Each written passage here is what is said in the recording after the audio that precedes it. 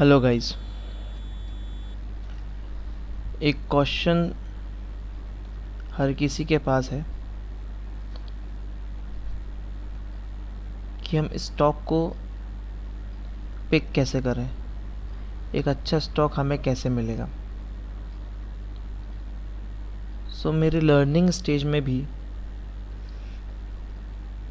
सीख तो मैं भी रहा हूँ, अभी भी सीखता हूँ मैं। बट जब शुरुआत में मैंने ट्रेडिंग चालू की थी तो मैंने भी लोगों के वीडियो देखे, अलग अलग तरह की लोगों की राय है कि स्टॉक को पिक कैसे करना है। कुछ लोग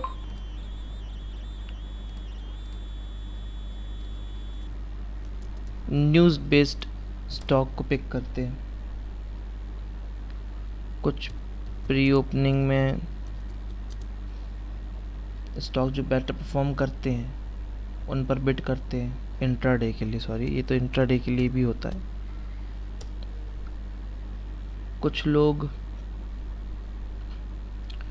फॉलोअर्स होते हैं, कुछ लोग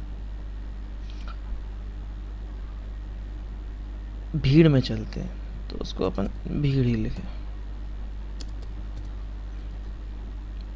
भीड़ में ऐसे कि रिलायंस का स्टॉक बढ़ा, रिलायंस के पीछे लोगों ने दौड़ना चालू कर दिया, स्टॉक ले लिया। आज भी मैं सीरियसली कह रहा हूँ, मुझसे आज भी लोग पूछते हैं रिलायंस के स्टॉक के लिए 2300-2400 के रेट पर।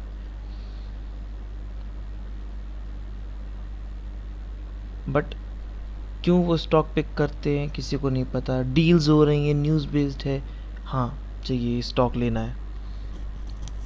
आईटीसी कोई नहीं लेना चाह रहा अभी, लेना चाह रहे तो पूछ रहे हैं क्या होगा आईटीसी का। और कुछ लोग तो 200 180 के रेट पे आईटीसी अच्छा लेके रखे।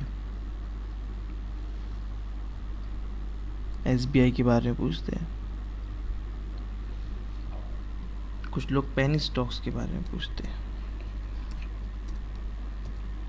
कुछ लोग मल्टी बैगर स्टॉक्स के लिए पूछते हैं। भाई मल्टी बैगर होगा ये हम कोई नहीं बता सकता, सीरियसली नहीं बता सकता कोई। आलोक इंडस्ट्रीज इतना बड़ा हो जाएगा किसी ने नहीं सोचा था।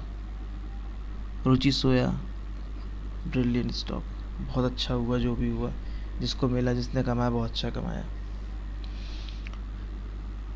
बट ये स्टॉक पिक कैसे करना चाहिए अगर रेगुलर ट्रेडिंग कर रहे हैं, या फिर कोई शॉर्टफॉल आ रहा है, या फिर एक सडन कोई ब्रेकअप आने वाला है, ब्रेकआउट होने वाला है, या ब्रेक डाउन होने वाला है, बेयरिश होने वाला है, इंट्राडे में गिरने वाला है, इंट्राडे में उठने वाला है, मंथली अच्छा है, ईयरली अच्छा है, कैसा है स्टॉक, कैसा परफॉर्म करेगा, कैसे आउट परफॉर्म करेगा, ये सब समझना थोड़ा मुश्किल हो जाता है। मैंने एक काम किया हुआ है और मैं ऐसे बहुत से लोगों को जानता हूँ जिनसे मैंने ये सुना था और मैंने फिर फॉलो करना चालू किया और मुझे अच्छा लगा, तो मैं आपको बताता हूँ। ये मेरा प्लेटफॉर्म है। अब आप मेरे यहाँ पर देखो, आप फर्स्ट टैब में मैंने ये कुछ स्टॉक्स रखे हुए हैं। ये इंडेक्स है, सेक्टर्स, फिर कुछ स्टॉक्स है,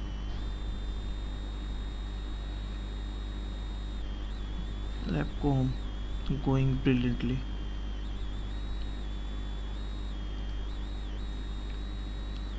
ये मेरा इलेक्ट्रिक व्हीकल्स पर बेस्ड एक का ये मेरा वॉच लिस्ट है। मैं इसको अमूमन देखता रहता हूँ, डेली बेसिस पे मैं फॉलो करता हूँ। वेरॉक 120 पे सजेस्टेड था,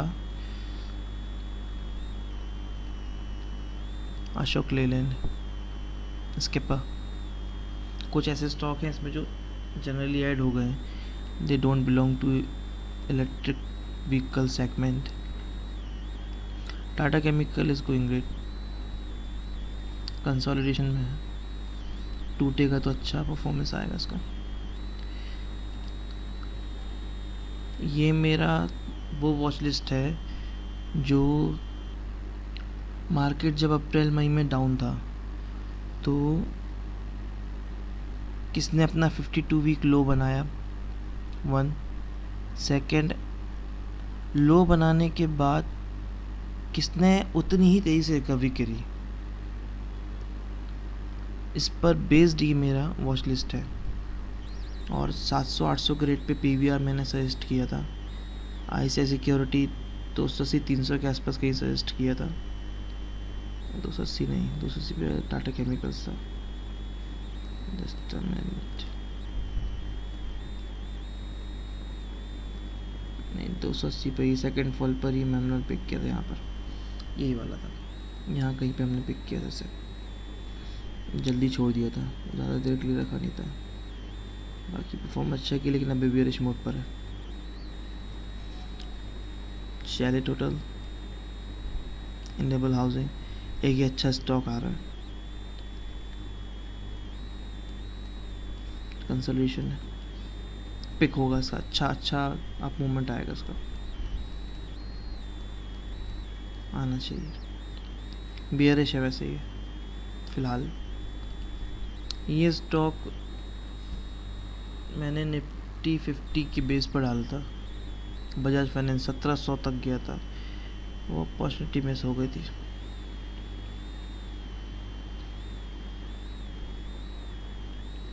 लास्ट में सिर्फ सब वो खचड़ा वाला स्टॉक आ जाता है कभी कभी। निफ्टी 20 गाइस निफ्टी 20 में इन्वेस्ट कीजिए, निफ्टी 20 में इन्वेस्ट कीजिए। पर्सनल एडवाइजिंग बहुत शानदार चीज़ है ये, स्लो है लेकिन स्टेडी है, ड्रॉप पर उतना ड्रॉप नहीं आता, राइज होता है तो अच्छा होता है, 3-4 रुपये मिलते ही है, लेकिन ये लॉन्ग टर्म के लिए अच्छा एक ETF है, इक्विटी ट्रेडेड फंड है ये, एक जस्ट एक नॉर्मल जो मेरे इंटरेस्ट के स्टॉक्स होते हैं, इनमें वो स्टॉक्स है। तो जो मैं कहना चाह रहा हूँ वो ये है कि मैं डेली बेसिस पर ट्रेडिंग करता हूँ, ये आप सब जानते हैं। तो मैं डेली ही इस वॉच लिस्ट को ऊपर से नीचे तक रेगुलर बेस में देखता हूँ।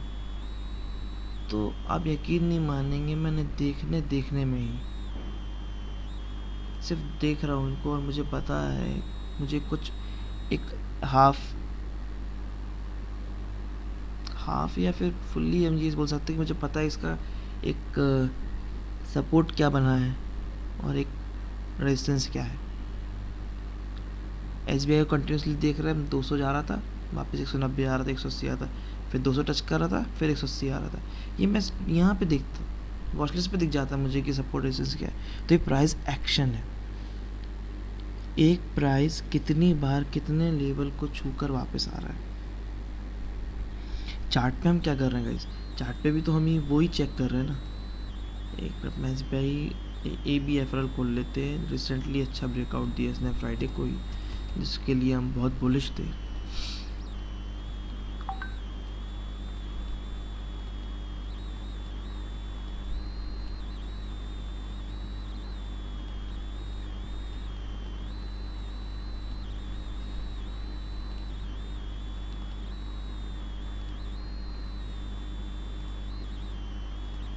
ये स्टॉक आप जानते हैं, दो चीज़ों के कारण फ्राइडे को इतना ज़ोर से फटा, इतना ज़ोर से फटता नहीं फ्राइडे को, बट दो चीज़ें हुई जिसके कारण ये इतना बुलिश हुआ।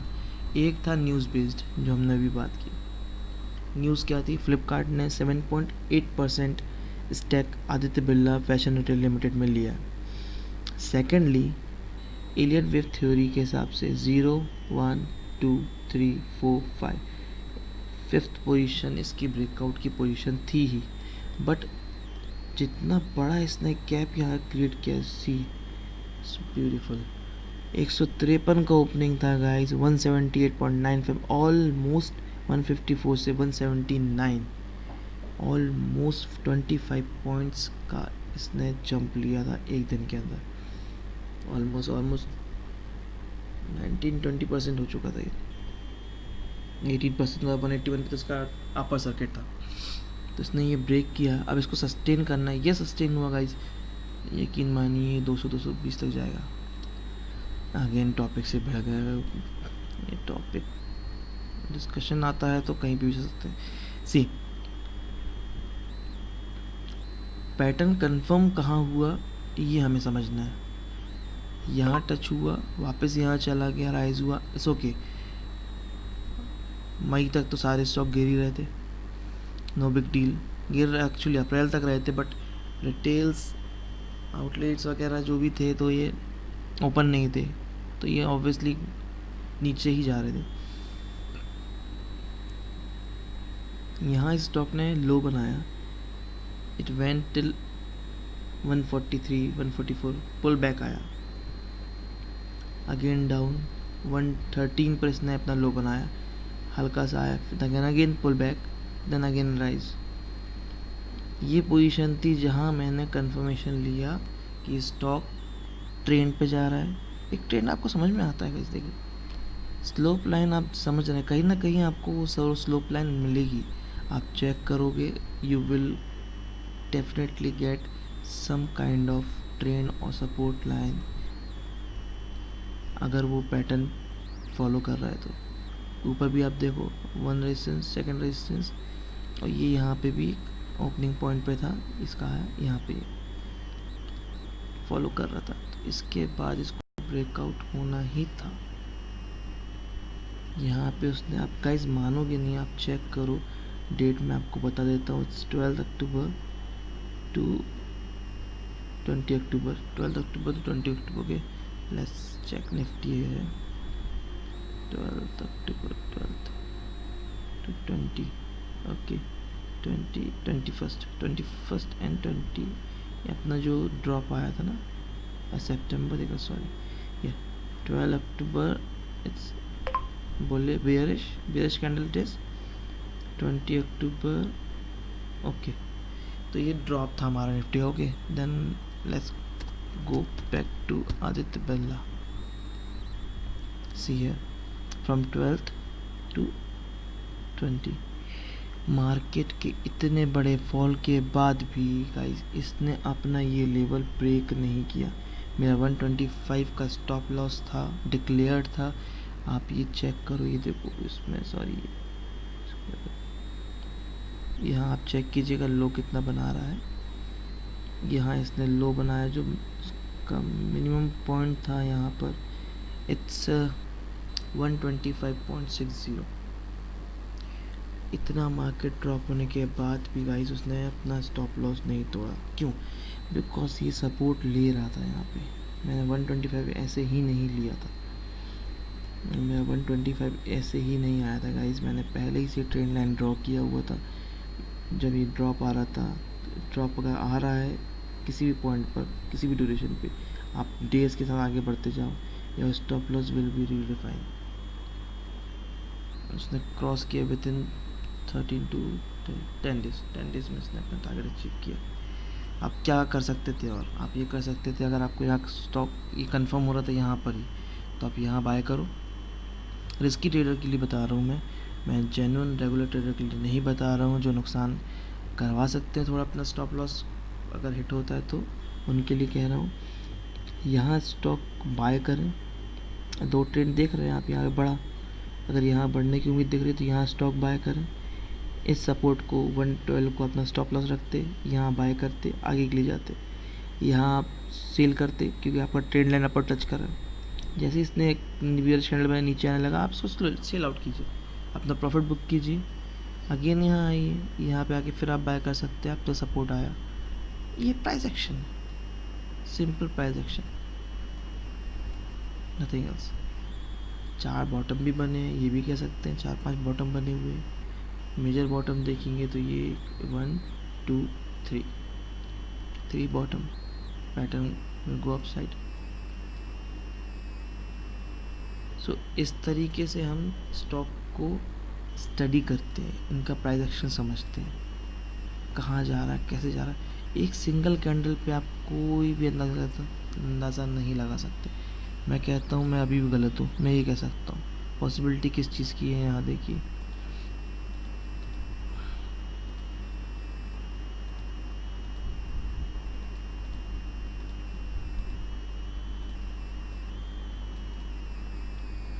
ये स्टॉक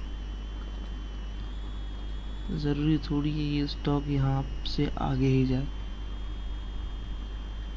मैं क्यों इतना कॉन्फिडेंट हूँ कि ये आगे ही जाएगा, कोई टेक्निकल पॉइंट मेरे हाथ में होगा, इसलिए मैं कह रहा हूँ कि स्टॉक आगे ही जाएगा, ये वापस नहीं आएगा।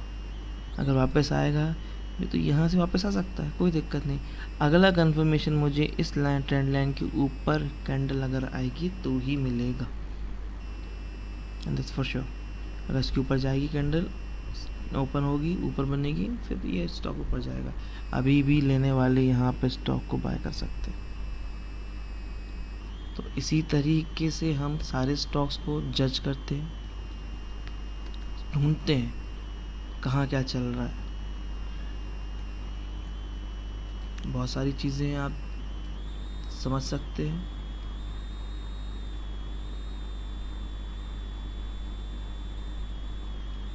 अगर आप डेली बेसिस पर प्राइस एक्शन को जज करेंगे तो आप यकीन मानिए आपको बहुत ही जल्दी इन सब चीज़ों के बारे में जानकारी लगती चलेगी और एक नज़र से आप समझ जाएंगे कि कुछ पैटर्न है भी या कि नहीं। ज़रूरी नहीं है कि हर जगह पैटर्न आपको फॉलो हो। जैसे मैं यहाँ अभी आपसे बात करते करते ही, रिकॉर्ड करते करते ही मैं देख रहा हूँ यहाँ पर हेड एंड शोल्डर का पैटर्न बना हुआ था, नेक लाइन ये थी। सी ये बहुत बड़ा पैटर्न है, कंसोलिडेशन मोड पर है।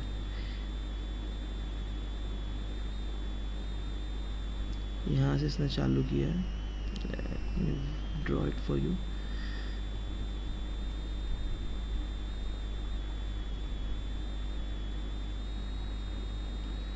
इससे कंफर्मेशन कहाँ मिलेगा, ये नेक लाइन पर, यहाँ कंफर्मेशन मिला। इसने बेरिश मोड लिया 3 दिन में, फ्रॉम 178 टू लोएस्ट 155, 20 पॉइंट्स का गैप आ गया, 20 पॉइंट्स ड्रॉप।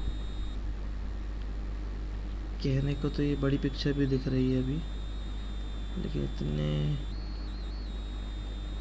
रावण का सार क्यों है इसमें। पैटर्न तो आज तक देखा नहीं मैंने।